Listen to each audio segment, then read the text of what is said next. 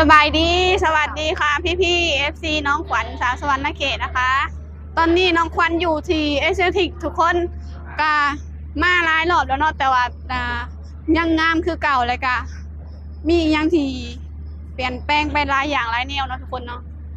น้องขวัญกับสิพาพี่ FC ไปเบิ่งว่ามันสิมียังเปลี่ยนไปหลายเนาะโอเคเดี๋ยวเราไปเบิ่งกันเลยจ้ามือนี่ก็ได้มาพบมาพอกับน้องมิมี่อีกแล้วทุกคนนี่เด้สบายดีจ้าสบายดีFC สาวฝันกันเด้อมาเจอกันอยู่เอสเซิกเนาะกะเฮากะดนเลยบ่ได้เจอกันหลายเดือนแล้วป่ะจ๊ะเฮ้ยตอนมื้อเจอกันอยู่มื้อนั่นน่ะไปกินไหนอยู่ห้องไอแลนด์เนาะไปกินข้าวอยู่ห้องไอแลนด์แล้วก็มาเจอบังเอิญมันเจอไอปีเตอร์สบายดีไอปีเตอร์สบายดีจ้าสบายดีมื้อนี้ขึ้นได้มาพอกันกับผู้ฮู้กันเนาะสงสัยขี่เรือลำเดียวมากแต่ว่าบ่ได้นัดกันว่าอยู่นี่เนาะแมนบ่ได้นัดด้วยบ่นัดกันบังเอิญมันเจอกันอยู่นี่โอ้ยทุกคนเอ้ยวันนี้น้องขวัญจะพาอ้ายไปเที่ยวไสมื้อนี้น้องขวัญสิพาอ้ายปีเตอร์ไปเที่ยวเมืองไดโนเสาร์อยู่นี่เกินเรื่องแม่เมืองไดโนเสาร์เป็นนี่บ่แม่นแบบนี้เนี่ยแต่ว่าจะเป็นของแท้มีไข่น้ำนะอ้ายปีเตอร์อันนี้จะเป็นแบบหุ่นหรือว่าโครงกระดูกเพิ่นไปขึ้นไปเดี๋ยวน้องขวัญสิพาไปไปนำนาก่อนเลยครับคนดังมาอีกแล้วว้าวสบายดีเจอไอ้ปีเตอร์เขาหล่ออีกแล้วทุกคนอุ้ย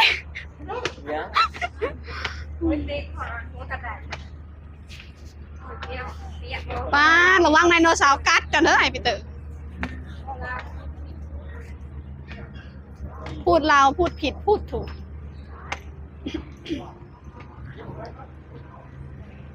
ป้าคงเปลี่ยนสี สวยมากทุกคนว้าวสวยงามงามนะเธอนะขึ้นไม่ได้อันนี้น่ะขึ้นไม่ได้แต่ว่าตรงนี้ขึ้นได้อยู่โดมเปลี่ยนสีอัตโนมัติทุกคนนี่ขึ้นมากเมื่อสิเป็นแบบนี้นะทุกคนเป็นโคมสวยงาม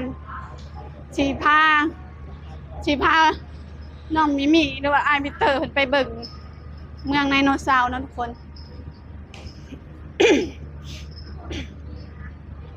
จุดนี้ก็สิเป็นจุดที่ว่าชมวิวหรือว่าจุดที่ถ่าย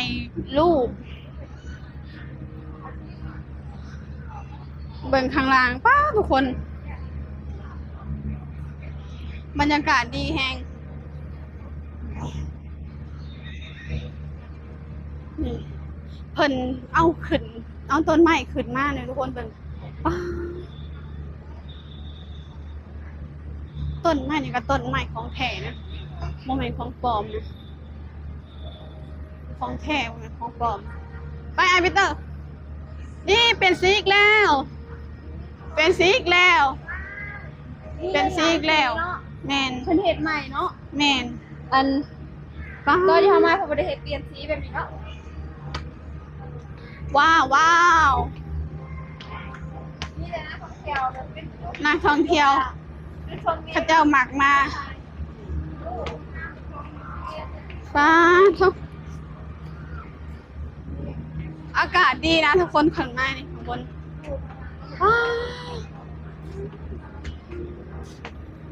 นี่ขึ้นมาข้างบนอากาศดีเลยอ่ะเย็นๆว่าพระเจ้าทาขึ้นอันนี้เนาะพระเจ้าทาขึ้นสลิงซ่าเสียตังค์ไหมเสียบ่อุ้ยเสียเลยขึ้นมานี่เสียนี่ขึ้นมานี่เสียว้าวบรรยากาศดีโมเมนต์เขาเรียกว่าอย่างสลิงเหรอสิงสามูนติวใช่ไหม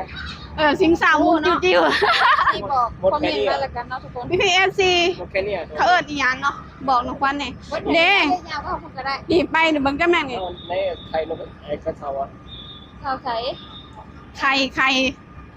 นี่มีตัวจริงพ่อมันจะเข้าไปเบิ่งอย่างไปเบิ่งค่ะ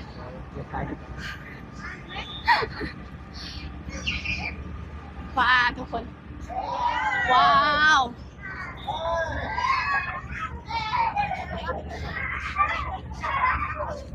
นี่บรรยากาศคือบรรยากาศดีเลยครับมันว้าทุกคนนี่มีไข่ นี่ไงไข่ไดโนเสาร์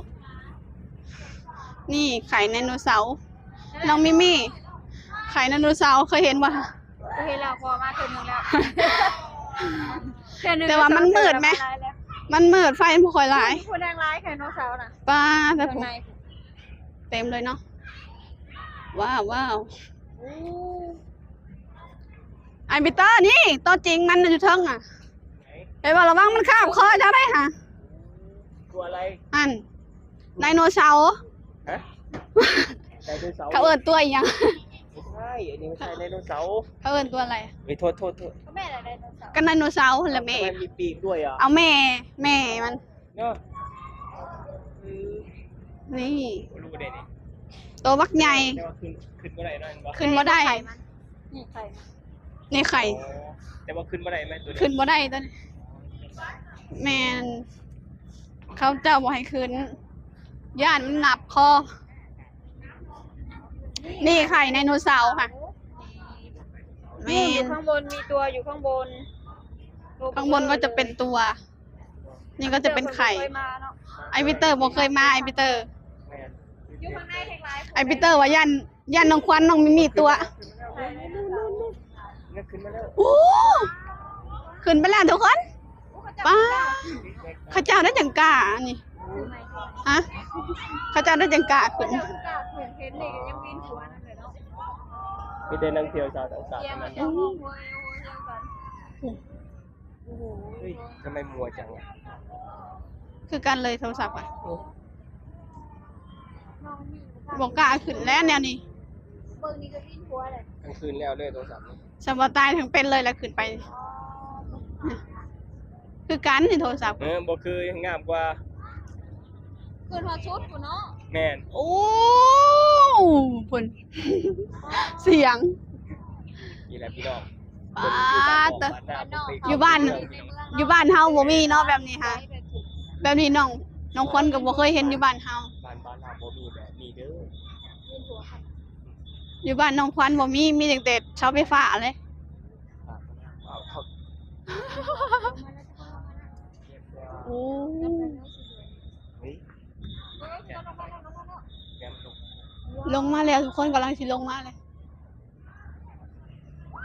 อุ้ยวันนี้เขาจะห้องกันผม สงสัยเขาจะอันนั้นเอาแนวอันนั้นไว้ เขาบ่มีเสียงบ่ค่อยอยู่ในห้องไปไหน บ่ค่อยห้อง เขาจะอันสิ้น อัน แล้ว เนี้ย มั้ง ขุดอุดปากไว้บ่จัก เอาไปห้องบ่ออกแล้วมัน เอ สู อ งเว้ยพี่เจ้าสิกล้าขึ้นบ่เจ้า บ่กล้าเลย ฮะ บ่กล้าก ล้าขึ้นบ่ค่อยบ่กล้าเด้อเพราะย่าน พุทโธธัมโมสังโฆแล้วก็เกินไป ถ้าเลี้ยวเห็นนี่ยังวินหัวเลยเนาะ แม่นเด้ลงมาแล้วทุกคนป้าเตอร์ ไม่กล้าขึ้นเลยเหรอ ไม่กล้า ทำไมไม่กล้าขึ้น กลัวใจสั่นกระตุกกระตุก ไว้เนาะเห็นไงยังตกใจแล้วบ่เนี่ย เห็นละเบิ่งคือสิบ่เป็นตาย่านแต่ว่าจริงๆแล้วก็เป็นตาย่านนะ ชุ ทุ ด กคน ผู้ใดชุดผู้ เอาก็จะเอาขึ้นจนสุดเลยอ่ะ อ๋อยอมใจเนาะ บ้า ยอมใจคนขึ้นเนาะ ย้ำใจคนเห็ด คือว่าเก่งคือว่า เห็ดได้จังได ผู้เบิ่งก็สิวินหัวกัน โอเคนะคะ ทุกคนเดี๋ยวน้องควันจะจบคลิปแล้วนะคะ เดี๋ยวพบกันใหม่คลิปหน้าค่ะ ขอกล่าวคำว่าสวัสดีค่ะ สบายดี